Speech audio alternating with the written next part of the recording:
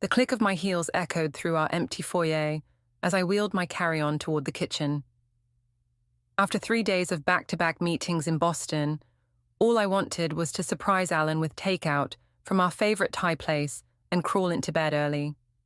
I'm Sawyer, and until that moment, I thought I had it all figured out. Successful real estate business, loving husband, close-knit family. Funny how life can shatter everything you believe in the span of 30 seconds. The first sign something was wrong, music drifting from upstairs. Alan never plays music during the day. The second, a woman's laughter, my sister Georgia's unmistakable laugh, floating down the stairwell. My stomach clenched as I climbed the stairs, each step heavier than the last. The bedroom door was cracked open, spilling warm lamplight into the hallway. I pushed it wider, and the world stopped spinning. There they were, tangled in our sheets, my husband and my baby sister. "Oh, God," Georgia gasped, scrambling to cover herself. Alan jumped up, sheet wrapped around his waist, face drained of color. "Sawyer," he stammered, "you're home early." I didn't scream, didn't cry, just turned and walked out, their voices calling after me as I descended the stairs with mechanical precision. "Sawyer, wait! Please, let us explain." George's footsteps thundered behind me. I spun around. "Explain what? How long you've been fucking my husband in my bed?" "It's not like that," she pleaded, now wearing Alan's shirt. "We fell in love. We didn't mean for this to happen." A laugh bubbled up from somewhere deep inside me. "Love? That's what you're calling this?" Alan appeared at the top of the stairs, hastily dressed. "We were going to tell you. We just needed time to figure things out." "How considerate of you both." My voice was ice. "How long?" They exchanged glances. Georgia spoke first. 8 months. 8 months. 8 months of family dinners, girls' nights, couples' vacations, 8 months of lies. I grabbed my keys and headed for the door. Alan caught my arm. "Where are you going?" I jerked away from his touch. Don't you dare touch me." "Mom knows," Georgia blurted out. "She's been helping us. Figure out how to tell you." The final betrayal. My mother. Of course she knew. Of course she helped them. I drove straight to her house, hands shaking on the steering wheel. Found her in her garden, pruning roses like it was any other afternoon. "Did you know?" I demanded, stalking across the lawn. She straightened slowly, brushing dirt from her gardening gloves. "I assume you found out about Alan and Georgia." "Did you? No?" "Yes." She set down her shears. "And before you start, you need to understand." "Understand what?" "That my entire family has been lying to my face for months. Georgia and Alan have something special," she said, her voice maddeningly calm. "Sometimes love doesn't follow the rules we set for it. You've always been the strong one, Sawyer. The independent one. Georgia, she needs this. Needs him." I stared at her, this woman who'd raised me, taught me about loyalty and family. "You're actually defending them?" "I'm trying to help you see the bigger picture. Georgia's pregnant." The world tilted sideways. I grabbed the garden fence to steady myself. 3 months along, she continued. "They're getting married as soon as your divorce is final. I know it hurts now, but..." "Stop." I held up my hand. "Just stop." "Sweetheart." "No, you don't get to sweetheart me. Not after this." I backed away from her. "You chose them. You helped them destroy my marriage, and you chose them. I chose what was best for this family." "This family," I laughed, the sound sharp and bitter. "There is no family anymore. You made sure of that." I drove aimlessly for hours, ending up at the beach where Alan and I had our first date. The sun was setting, painting the sky in shades of purple and orange. My phone buzzed continuously. Messages from Alan, Georgia, my mother. I turned it off. Sitting there, watching waves crash against the shore, something crystallized inside me. They thought they knew me, strong, independent Sawyer who would eventually understand, who would forgive and forget for the sake of family harmony. They had no idea what I was capable of. I pulled out my work phone. the one they didn't have the number for, and called Sydney, my mentor in the real estate business. "I need your help," I said when she answered. "I need to know everything about property acquisition, especially regarding mortgages and silent ownership." "Sawyer, what's going on?" "I'm about to teach my family a lesson about consequences. I watched the last rays of sunlight disappear beneath the horizon, and I need to do it in a way they'll never see coming." "First rule of strategic acquisition," Sydney said, sliding a stack of papers across her desk, "is to make sure your target never sees you coming." 2 weeks had passed since my world imploded. I'd moved into a downtown apartment, filed for divorce, and thrown myself into learning everything Sydney could teach me. Her office, with its wall-to-wall windows overlooking the city, had become my sanctuary. "Look at this," she pointed to a property listing. "Your sister and Alan just applied for a business loan to purchase the Riverside Plaza. It's their dream project, luxury condos with retail space." I leaned forward. "How did you get this information?" "I have friends at the bank." Sydney's smile was razor-sharp. "The loan hasn't been approved yet, but it will be, given the family business's strong financials." "The family business that my mother handed to them on a silver platter," I muttered. "Exactly. But here's what they don't know." Sydney pulled up another document. "The current owner of Riverside Plaza is desperate to sell. His daughter's medical bills are piling up, and he needs cash fast. He'll take the first solid offer." I studied the numbers. "You think we should buy it before they can?" "Better." Sydney's eyes gleamed.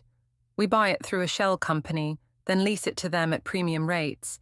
They'll be too invested in their dream project to walk away." My phone buzzed. Another message from Jessie, my best friend, asking to meet. I ignored it. "Won't they recognize my involvement?"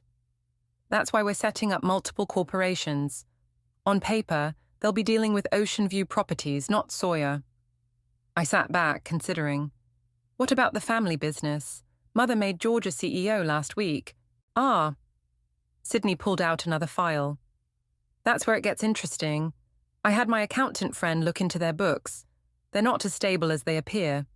George has been making risky investments, counting on the Riverside project to bail them out." A knock at the door interrupted us. Jessie stood there, looking determined. "We need to talk," he said. Sydney gathered her papers. "I'll give you 2 a minute." Once she left, Jessie sat across from me. "You're not answering anyone's calls." "George is worried sick." "George is worried?" I laughed. "That's rich. Look, I know they hurt you, but this silent treatment isn't helping anyone. Your mother asked me to—" "Of course she did." I stood up, pacing. "Let me guess, she wants me to be the bigger person? Accept their love and play happy families? They made a mistake. A mistake." I whirled on him. "A mistake is forgetting someone's birthday. They had an 8-month affair, Jessie. In my bed. While I was working my ass off to build our future." He sighed. "What are you planning, Sawyer? These meetings with Sydney, the new corporations you're setting up, I know you're up to something." "I'm rebuilding my life, that's all." "Really?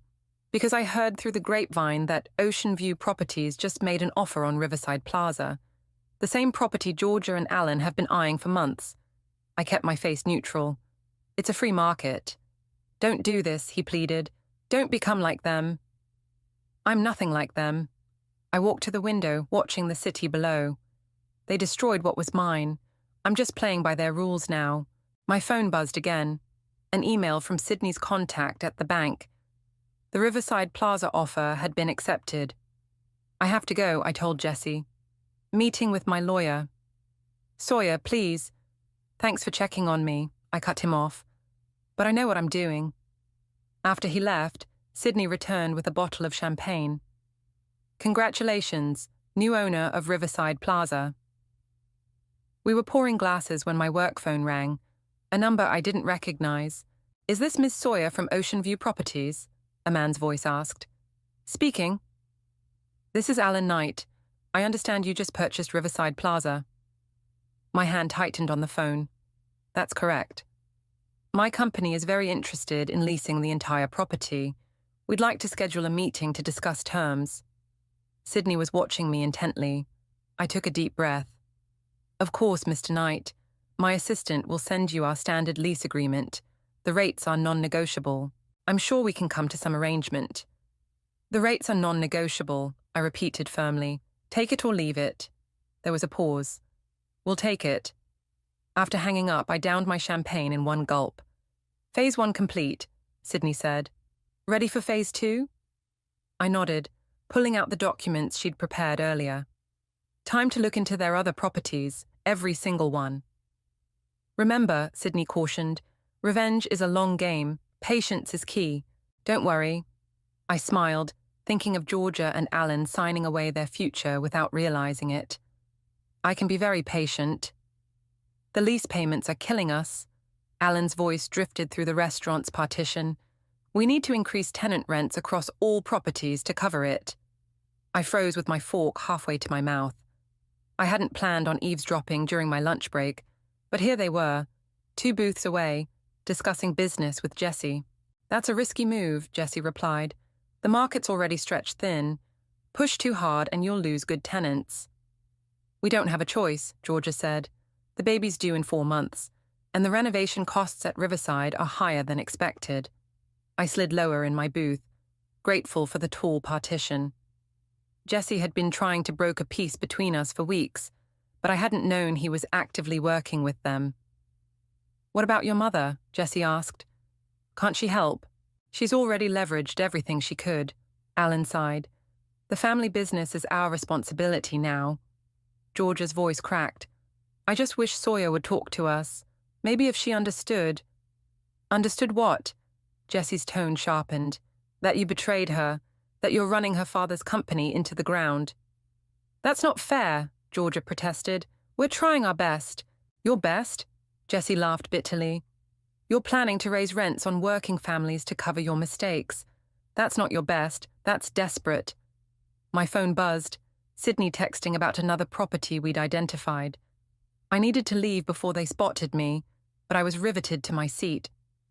Look, Alan said, we know we messed up with Sawyer, but this is business. We need solutions, not lectures. Fine. Here's a solution. Sell Riverside Plaza. Cut your losses. We can't, Georgia said. Ocean View Properties lease terms are ironclad. Breaking it would bankrupt us. I smiled despite myself. Sydney's legal team had done excellent work on that contract. Then find another way, Jessie insisted, because if you go through with these rent hikes, you'll hurt a lot of innocent people. Their voices lowered, and I took the opportunity to slip out, leaving cash on the table. Outside, I bumped straight into Collins Harris, one of their tenants I'd been monitoring. Ms. Sawyer? He looked surprised. I've been trying to reach someone at the management office. I knew why. Georgia and Alan had already started implementing small rent increases at their other properties. What's wrong, Mr. Harris? They're raising my rent by 30%. He ran a hand through his greying hair. My wife's on disability. We can't afford it, but we can't afford to move either. My chest tightened. Collins wasn't part of my revenge plan. He was collateral damage. Have you spoken with the property managers? They won't even return my calls. He pulled out a notice. We have 30 days to either pay or leave. My daughters are in the middle of their school year. Before I could respond, Georgia and Alan emerged from the restaurant.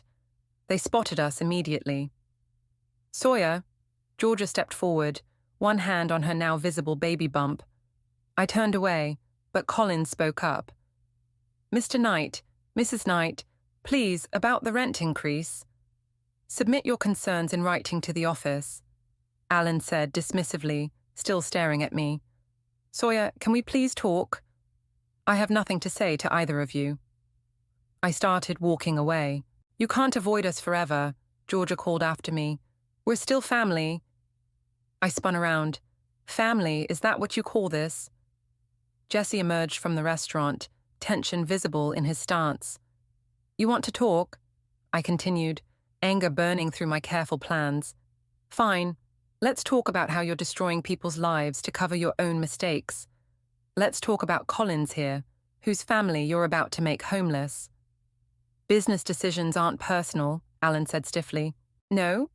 Funny how everything was personal when you were sleeping with my sister in my bed. Georgia flinched. Please, Sawyer, we never meant to get caught. I laughed. Save it. I'm done listening to your excuses. I turned to Collins. Mr. Harris, expect a call from my office this afternoon. We'll figure something out. As I walked away, I heard Jessie. You two really don't get it, do you? She's not the same person you knew. You broke something in her. Back at my office, I called Sydney. We need to accelerate our timeline, I said. They're planning to raise rents across all properties. That works in our favor, Sydney replied. The more desperate they get, the more mistakes they'll make. There's something else. I hesitated. I need to protect their current tenants somehow. Set up a fund maybe, or... Sawyer, Sydney's voice softened. Don't lose focus. This is business. I looked at Collins's notice on my desk. No, this is personal. And if I'm going to destroy them, I'm going to do it right. The annual Riverside Business Association Gala wasn't my scene anymore, but Sydney insisted I attend. Know your enemy, she'd said, handing me an invitation. So here I was, wearing a black cocktail dress and a blonde wig, playing the role of Sydney's associate, Sarah. From my position near the bar, I had a perfect view of Georgia, holding court with local business owners. Her baby bump was prominently displayed in an expensive maternity gown, Alan hovering protectively nearby. They're bleeding money, Sydney murmured, appearing beside me. 3 more properties just went underwater on their mortgages. What about the tenant protection fund we set up? Already helping 20 families relocate, including the Harris family. She sipped her champagne. But that's not why we're here. Watch your mother. I spotted Jocelyn across the room, deep in conversation with a bank executive I recognized. Her gestures were animated, desperate. She's trying to secure another loan, Sydney explained, but after our anonymous tip about their financial irregularities, no bank will touch them. A familiar voice behind us made me stiffen. Sydney, I didn't expect to see you here. Jesse approached, his eyes narrowing slightly at my disguise. Sydney squeezed my arm in warning. Jesse, have you met my associate Sarah?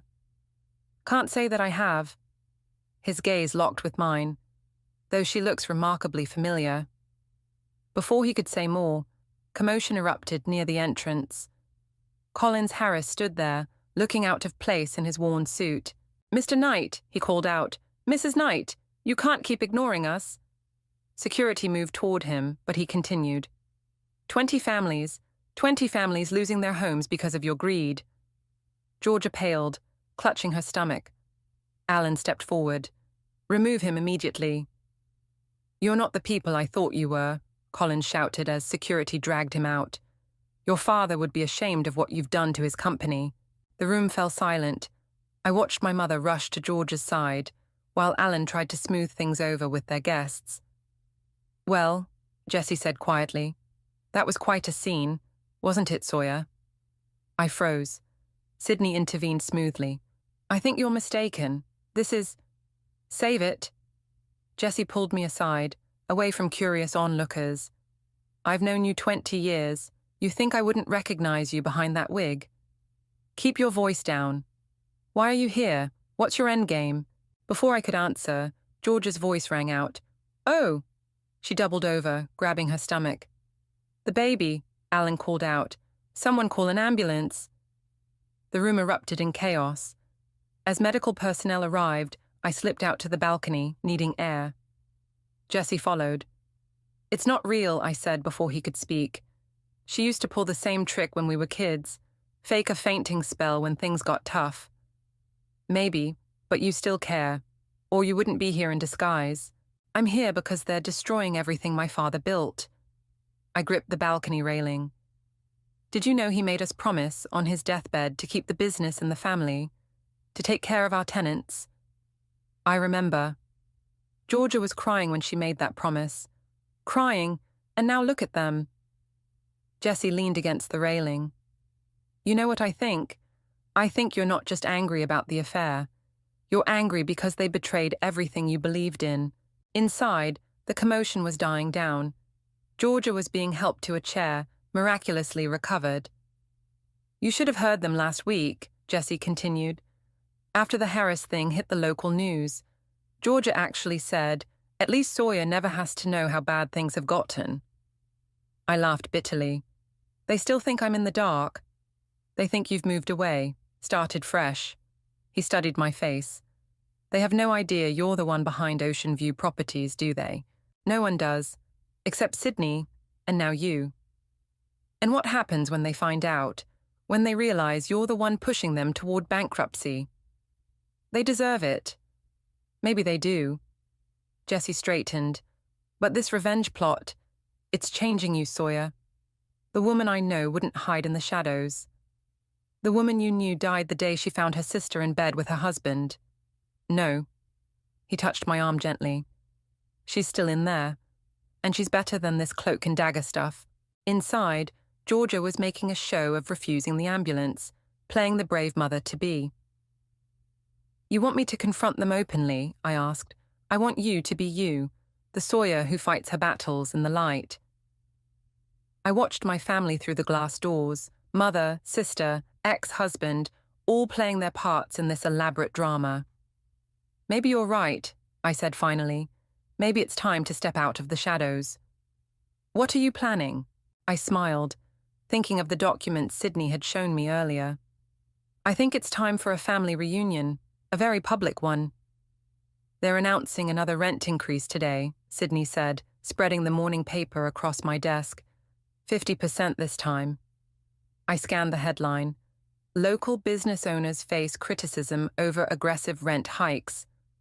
Below was a photo of Georgia and Alan, both looking appropriately concerned while defending their difficult but necessary business decisions. "They're getting desperate," I said. "The Riverside Plaza renovations are bleeding them dry." "About that," Sydney pulled out her tablet. "Look what our investigators found." She showed me photos of the construction site. Instead of the luxury upgrades they'd promised their investors, the work was shoddy, with cheap materials and cut corners everywhere. "They're pocketing the difference," Sydney explained, using it to cover their other properties' losses.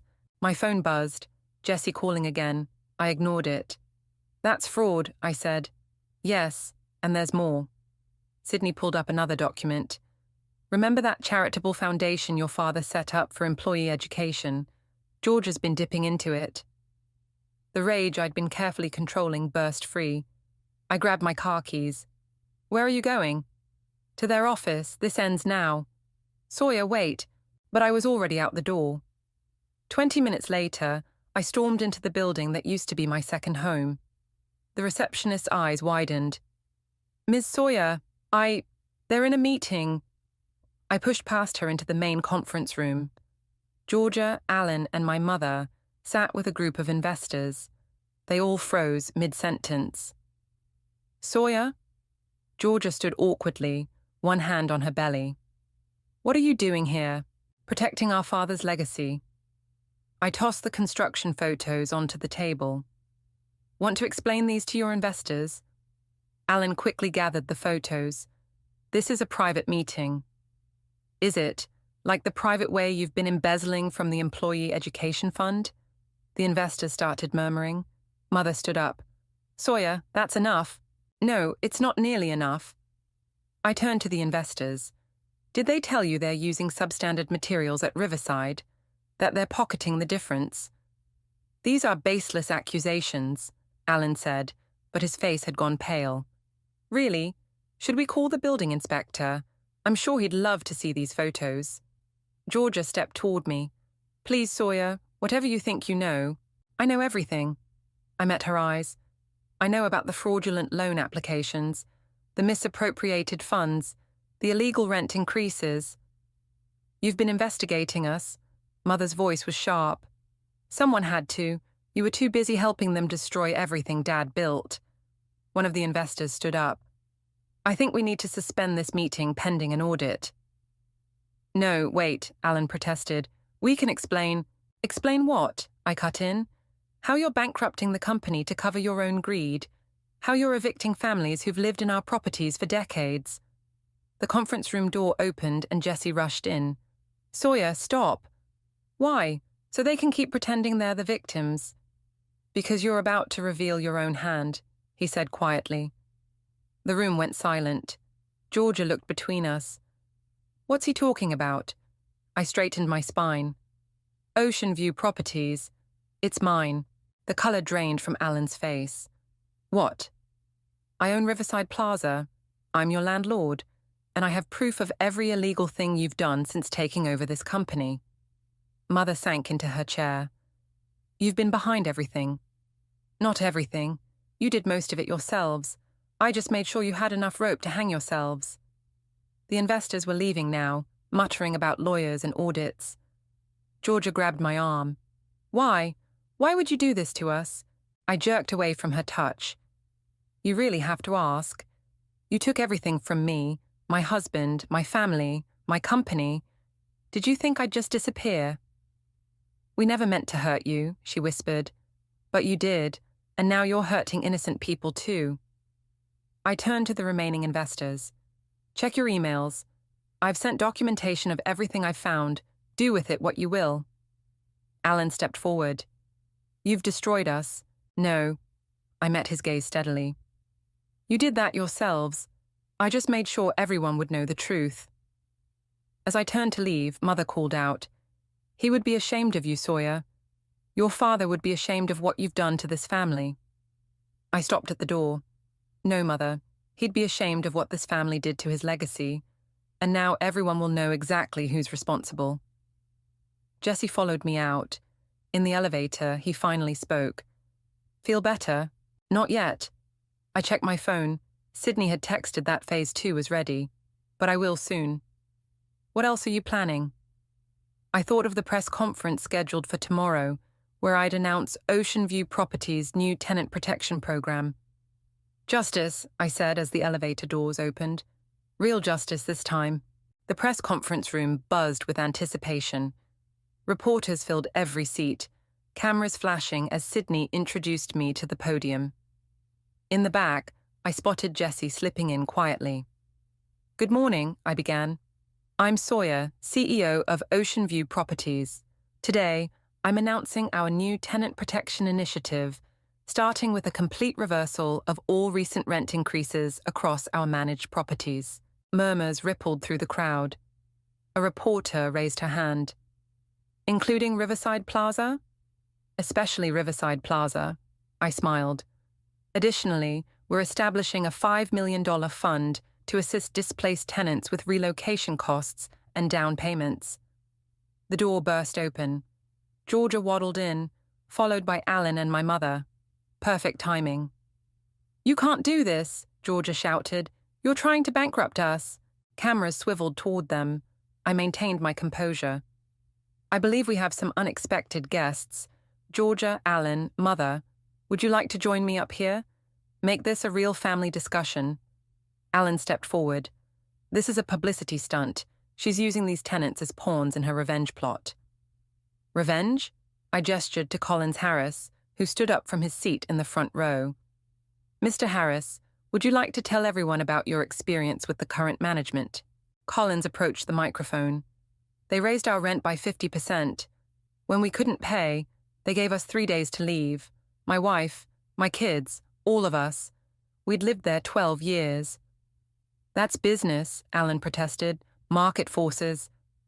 Market forces, I interrupted, like the fraudulent loan applications you submitted, or the construction shortcuts at Riverside Plaza. More cameras flashed. Mother pushed forward. Sawyer, stop this immediately. Why? Afraid of the truth coming out? I pulled out a folder. Like the truth about Dad's educational foundation, the one Georgia's been stealing from. Georgia clutched her stomach, her usual dramatic move. The stress, the baby. Oh, save it, I snapped. Your fake contractions might work on others, but I grew up watching you perfect that act. A reporter stood up.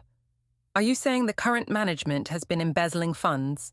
I'm saying, I held up a USB drive, that everything is documented here. Financial records, fraudulent applications, proof of misappropriated charitable funds. I'm turning it all over to the district attorney's office today. You'd send your own sister to jail? Mother's voice cracked. You'd let her steal from children's education funds, I countered. Dad set up that foundation to help employees' kids go to college. How many dreams has she stolen? Alan stepped to the podium. This is a family matter that's gotten out of hand. My wife and I, ex-wife, I corrected. Or did you forget you're still legally married to me while playing house with my sister? The room erupted in questions. Cameras clicked frantically. Yes, I continued. The current management team consists of my ex-husband and my sister, who had an affair while I was building this company. My mother knew and helped them hide it. Now they're destroying everything my father built. Georgia started crying. Real tears this time. Please, Sawyer, think about the baby. I am thinking about the baby and all the other children affected by your greed. I turned back to the reporters. Ocean View Properties is implementing immediate changes. All eviction notices are suspended. Rent rates will return to previous levels. The Tenant Protection Fund begins today. You'll destroy us, Alan said. No, I'm saving what's left of my father's legacy. I nodded to Sydney, who started distributing packets to the press. You'll find complete documentation of our new initiatives here, along with evidence of the current management's misconduct. This isn't what Dad would have wanted, Georgia pleaded. Really? I pulled out one last document.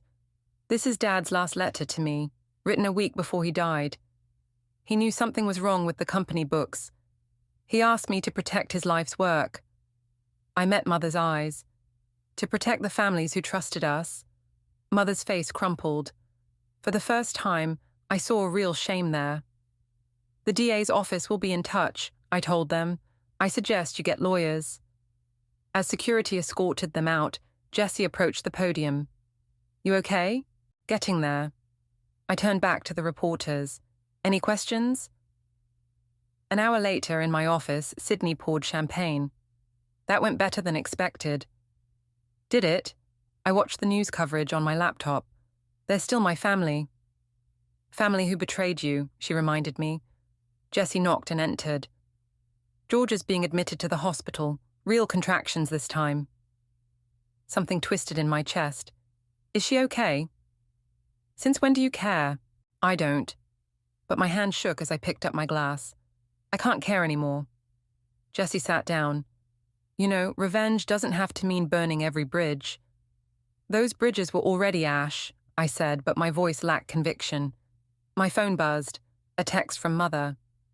The baby's coming. Please come. Despite everything, you're still her sister. I stared at the message, feeling the weight of choices yet to come. The hospital corridor stretched endlessly before me as I followed the signs to labor and delivery. Jessie walked beside me, carrying the small teddy bear he'd insisted on buying from the gift shop. You don't have to do this, he said. I know. I stopped outside room 412, hearing George's muffled cries through the door. But I do. Inside, Mother sat beside George's bed while Alan paced nervously. They all froze when they saw me. Sawyer? George's face was streaked with tears, hair plastered to her forehead. You came? Before I could answer, she doubled over with another contraction. Without thinking, I moved to her side, taking her hand. Breathe, I said. Remember how Mom taught us? Like when you had those panic attacks in high school. She squeezed my hand hard, following my breathing pattern until the contraction passed. Why are you here? Alan demanded. Haven't you done enough damage? Alan, Mother warned, not now. No, he's right. I released George's hand. I shouldn't have come. Wait, Georgia grabbed my wrist. Please stay. I need to tell you something before. Another contraction hit. The doctor entered, checking Georgia's progress. It's time to push. Sawyer, Georgia pleaded, stay, please. I looked at Alan, who stood rigid by the window. It's not my place. Yes, it is, Mother said quietly. You're her sister. 2 hours later, amid tears and screams and more hand-crushing than I thought possible, my niece entered the world. They placed her in Georgia's arms, this tiny red-faced bundle who knew nothing of betrayal or revenge. Her name is Emma, Georgia whispered. After Dad. The room went silent. Our father's middle name had been Emmanuel. Can you... Georgia looked at me. Can you hold her, just for a minute? Before I could refuse, she was placing Emma in my arms. The baby's eyes opened, Dad's eyes, looking up at me with innocent trust. I'm so sorry, Georgia said softly. For everything. I know it doesn't change anything, but I need you to know. I kept my eyes on Emma. You're right, it doesn't change anything. The DA called, Alan said. They're launching a formal investigation. Good. I handed Emma back to Georgia. You should be investigated. We'll lose everything, Mother said. You already lost everything. I moved toward the door. The moment you chose lies over loyalty. Wait. Georgia struggled to sit up. There's something you need to know. About Dad's letter. I turned back. What about it? He wrote one to me too. The week before he died. She nodded to Mother, who pulled an envelope from her purse. I've been too ashamed to show anyone. I took the letter, recognizing Dad's handwriting. My dearest Georgia, I see you struggling with the books, trying to hide the mistakes. I know you're afraid of disappointing everyone, but secrets have a way of destroying what we hold dear. Your sister has the strength to help, if you'll only trust her. Remember, family isn't about being perfect, it's about being honest. Love, Dad. My hand shook. You had this the whole time? I was too proud to ask for help, Georgia whispered, then too ashamed of what I'd done. By the time Alan and I... She trailed off. You could have come to me, before any of this. I know, but I was jealous. You were always the strong one, the successful one. I wanted to prove I could handle things myself. Emma started crying. As Georgia rocked her, Alan stepped forward. I never meant for any of this to happen, he said. The affair, the fraud. It all spiraled out of control. Save it for the DA. I handed the letter back to Georgia. I'm done here. Sawyer, Mother called as I reached the door. What your father said about family and honesty, it goes both ways. I paused. Meaning? Meaning revenge isn't honest either. It's just another form of hiding. Jessie, who'd been silent throughout, finally spoke. She's right, you know. I looked at my niece still crying in Georgia's arms, at Alan's defeated posture, at Mother's pleading eyes. I'm not hiding anymore, I said. Everything I've done is now in the open. The DA will investigate. Justice will be served. I met Georgia's eyes. But Emma deserves better than a family built on revenge and resentment. What are you saying? Georgia asked. I'm saying, maybe it's time for all of us to be honest, really honest, about everything. Including Ocean View Properties? Alan asked. Including that. I took a deep breath. We'll meet tomorrow, all of us, with our lawyers, and we'll lay everything on the table. Thank you, Georgia whispered. Don't thank me yet. I opened the door. The truth might hurt more than the revenge. As Jessie and I walked out, he squeezed my shoulder. You did good in there. Did I? Or am I just trading one kind of revenge for another? No, he said. You're choosing truth over pain. That's not revenge. That's healing. The conference room felt smaller with all the lawyers present. Sydney sat to my right, Jessie to my left, while Georgia, Alan, and Mother faced us across the table. Emma slept peacefully in her carrier, oblivious to the tension. Let's begin, my lawyer said, spreading documents across the table. Ms. Sawyer has a proposal. I cleared my throat. Ocean View Properties will take control of all company assets. Absolutely not, Alan's lawyer protested. Let me finish. I pulled out the tenant protection agreement. In exchange, all criminal charges will be dropped. The company will be restructured, with a board of trustees overseeing operations. Georgia leaned forward. What does that mean exactly? It means, Sydney explained, that none of us will have unilateral control. Every major decision requires board approval. Who's on this board? Mother asked. Me, Sydney, Jessie, and... I took a deep breath. You, Mother. because Dad would have wanted you involved. The room fell silent. Alan shifted uncomfortably. What about us? You and Georgia will retain positions in the company, but under supervision.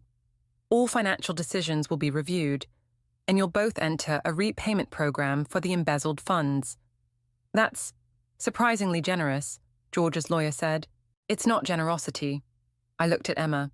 It's pragmatism. This company needs to survive, not just for us, but for everyone who depends on it. Mother dabbed her eyes. Your father would be proud. Don't. I held up my hand. This isn't forgiveness. It's business. But it could be a start, Jessie suggested quietly. Georgia reached for Alan's hand. What about the tenants? The ones we hurt? The protection program stays. Rents return to previous levels. And I slid another document forward. You two will personally oversee the restoration of the Education Foundation. Working with the families we wronged, Alan realized. Exactly. Face to face. No hiding behind lawyers or managers. Sydney opened her laptop. The press release is ready. We can announce the restructuring today. Wait, Georgia said. Before we sign anything, I need to say something. She stood unsteady on her feet. What we did to you, Sawyer, the affair, the lies, everything, it wasn't just a betrayal. It was cruel. And I'm not asking for forgiveness. I'm not even asking for understanding. I'm just... She glanced at Emma. I'm asking for a chance to show her a better way. By accepting consequences, Alan added, standing beside her. Real ones. I studied them both. You'll have to earn back every bit of trust, not just mine, but the community's. We know, they said together. Mother reached across the table. And I need to earn back your trust too. I failed both my daughters by choosing sides, by enabling lies instead of demanding truth. I didn't take her hand, but I didn't pull away when she touched my arm. The board meetings will be weekly, I said, full transparency, no exceptions. The lawyers exchanged documents. As we signed, Emma woke up crying. Without thinking, I reached for her, and Georgia let me lift her out. Hey there, little one, I whispered. We're building something better for you, something honest. Jessie smiled. Something your grandfather would be proud of. As if on cue, Sydney pulled out one final document. Speaking of which, what's this? Mother asked. The official renaming proposal. I bounced Emma gently. Chavez Family Holdings, because that's what Dad always wanted. His name, his values, his legacy. But with proper oversight this time, Sydney added firmly. The lawyers left first, followed by Sydney to handle the press. Alan and Georgia lingered by the door. Thank you, Georgia said, not for forgiveness, but for possibility. I nodded, unable to speak past the lump in my throat. Mother was the last to leave. Sawyer, that letter from your father, the one about protecting his legacy, what about it? He wrote it to you because he knew you'd find a way to save us all, even from ourselves. After everyone left, Jessie stayed. You okay? He asked. No. I sat heavily in my chair. But maybe that's good. Maybe okay isn't what we need right now. What do we need? Truth, justice, and... I thought of Emma's tiny hand gripping my finger. Maybe something like hope. Hope looks good on you, he smiled. Better than revenge. Much better. He helped me gather the documents. So, ready to build something new? I looked around the conference room, where so many family meetings had been held, where so many decisions, good and bad, had shaped our lives. Not new, I said, just better, stronger, more honest. Like your father wanted. No. I smiled, really smiled, for the first time in months, like we all need. Outside, the press waited for the announcement, but in that moment, in that room, something shifted. Not forgiveness exactly, but possibility. And maybe that was the best revenge of all.